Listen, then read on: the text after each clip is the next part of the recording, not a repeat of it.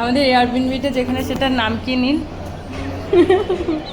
জিগিং ডুং কুমাই, তাই তো বল, জিগিং কুং কুমাই, চিংচাং চুংচাং। জিঙ্কিং নো হুমাই, জিং ঝিকিলাকা ঝিকিলাকা ঝিকিলাকা ঝিকিলাকা। ওই ওই গানটার মতো তো, চিকেন আপকা চিকেন তুমি চিকেন খাবো জিঙ্কিং হুম, জিঙ্কিং হুম নুমাই, জিঙ্কিং নো হুমাই।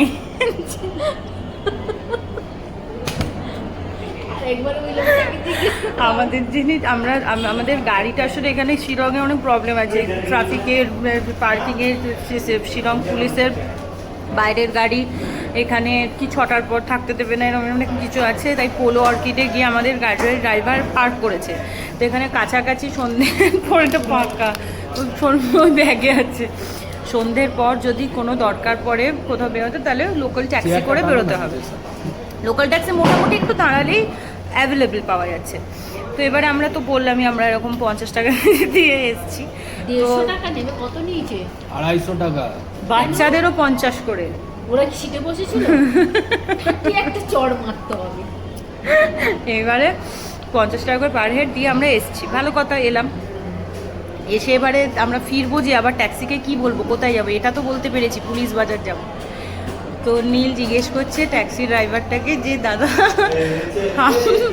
हमको आप जिधर से पिकअप किया उसका नाम क्या है? ছেলেটা নীলের মুখটা, आप हमको जिधर से लिया टैक्सी में उसका जानवर का नाम क्या है? তখন ভদ্রলোক বলছে জিঙ্কিং, এই জিঙ্কিং জিঙ্কিং। তখন বলছে যে ক্যা ক্যা বলু ট্যাক্সি কো উধার সে, জিঙ্কিং নো হুমাই, এরকম একটা, এরকম উনি প্রপারলি উচ্চারণ করে বলেছেন। এবার নির্বাক যে এটা আমি কি করে মনে রাখবো, পাশ থেকে শর্মিলাদি বলছি দাদা তুমি এটা লিখে রাখো, নাহলে আপনার ফিরতে। এবার নীল ভাবছে আমি লিখবোটা কি, কি ঝিংটা আমি বুঝবো কিভাবে। আমি তখন বললাম যে শোনো, এক কাজ করো, তুমি আমার হোয়াটসঅ্যাপে এত গান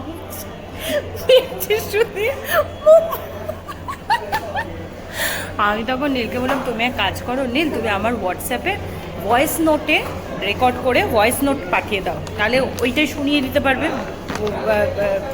পরের ফেরার ড্রাইভারকে। এবার নীল ওইটা পাঠিয়েছে। এবার যখন থেকে আমরা গাড়ি থেকে নেমে আমরা বিভিন্ন জায়গায় যাচ্ছি, তখন থেকে যেখানে যাচ্ছি নীল মাঝে মাঝে ওটা শুনছে।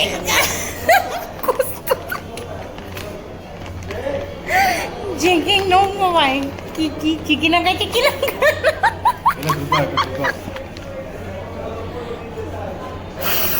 মাগো লাস্ট আপডেট মনে, আবার ওঠার সময় আমরা উঠে পড়ছি ব্যাগ হাতে, মনে আবার রিভাইজ করছে নামটা যেন কি, জিঙ্কিং নো মোবাইল। আমি বলছি বুঝতে না পেরে কি বললে, জিঙ্কিং নন্দকুমার।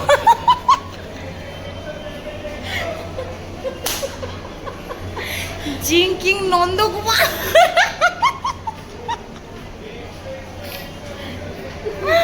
মা গো মা। ও আর একটা জিনিস কারোর সাথে শেয়ার করা হয়নি, এই ভিডিওটাও রয়ে যাওয়া দরকার, এবং এই ভিডিওটা অবশ্যই সকলের দেখা উচিত।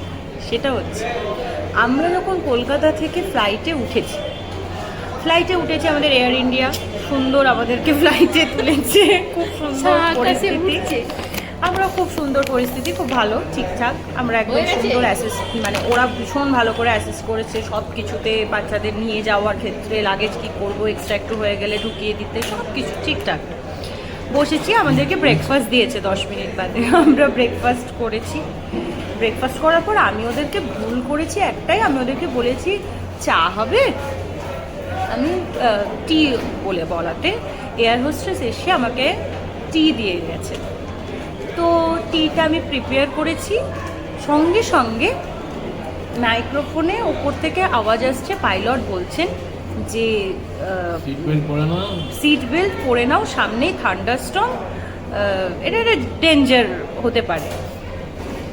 আমরা তাড়াতাড়ি করে আমি আদরকে চেপে ধরেছি, কারণ ও খুব অস্থির করছিল, মানে ও খুব উঠে দাঁড়াবে, এইসব নামবে, এরকম ওঠানামা করছে সিট থেকে। তখন আমি শর্মিলাদিকে বলে দিয়েছি, শর্মিলাদি তুমি চায়ের কাপটা ধরো। চায়ের কাপটা এরকম করে আমি ধরিয়ে দিয়েছি শর্মিলাদিকে। এবার যেই বলেছে ওই রকম, সঙ্গে সঙ্গে শর্মিলাদি ভাবছে সোহাগ তো শর্মিলাদির কাছে, তাহলে এটা সোহাগের জন্য বিপজ্জনক, তাহলে দাদা তুমি ধরো বলে ভাবছে নীলকে দিয়েছি। নীল চায়ের কাপ ধরে নিচ্ছে। হঠাৎ ইন দ্য মিন টাইম তারই মধ্যে বলবি তো বল, থান্ডারস্টর্ম চলে এসছে। থান্ডারস্টর্ম যেই এসছে, প্লেন পুরো এরম চিকিনা কাছে পুরো উপরে নেমে নিচে নেমে এসছে। হঠাৎ, আর সোহাগের মুখটা এরম হচ্ছে, মানে ও কিন্তু ফিল করছে ব্যাপারটা, ভালো কথা। আদর কিন্তু চুপ মেরে গেছে একদম, ঠিক আছে, ওরা কিন্তু কোনো ডিস্টার্ব করছে না। নীলের হাতে চায়ের কাপ, আমি এপাশ থেকে ওই পাশে তাকিয়ে দেখছি, হঠাৎ নীল সিট থেকে 1 ফুট উঁচুতে উঠে যাচ্ছে, চায়ের কাপ হাতে, চাটা ফ্লাইটের আকাশে, সিলিংয়ে, সিলিং থেকে চা পড়ছে, গোটা ফ্লাইট। হঠাৎ বলছে এই এই এই এই, দেখি পিছনের লোকের গায়ে ফুটন্ত চা। নীল বলছে ভদ্রলোককে, এটা সবার শোনা উচিত, নীল বলছে ভদ্রলোককে আমি কি করতে পারি, ফ্লাইট যদি চলে, আমার কিছু করার নেই। এবারে পিছনের লোকটা, আরে তোর গোনার বোধ হয় গরমও লেগেছে, আমি তাড়াতাড়ি করে বেড টিস্যু বার করে দিয়েছি যাতে একটু না ঠান্ডা হয়। দাদা রুমাল নিচ্ছে, রুমাল বের করে সরি বলে রুমাল বার করার চেষ্টা করেছে। এবার রুমালটা দিচ্ছে, কিন্তু ওনার তাতে হচ্ছে না, আমাকে বলেই যাচ্ছে আর একটা বেড টিস্যু, আরে আমি বেড টিস্যুর পর বেড টিস্যু দিয়ে যাচ্ছি, ভদ্রলোক নিয়েই যাচ্ছেন। হয়ে গেছে, নেমেছি যখন, নামার পর বলছে আমি কিন্তু বুঝতে পারছিলাম যে ফ্লাইটটা এবার ঝাঁকা হচ্ছে, চাটা পড়ে যাবে। যখন বুঝলাম পড়বে, যখন চাটা নিজের গায়ে ফেলবো, লোকের গায়ে পড়ুক, আমি তাড়াতাড়ি হাতটা তুলে নিয়েছি যাতে পিছু,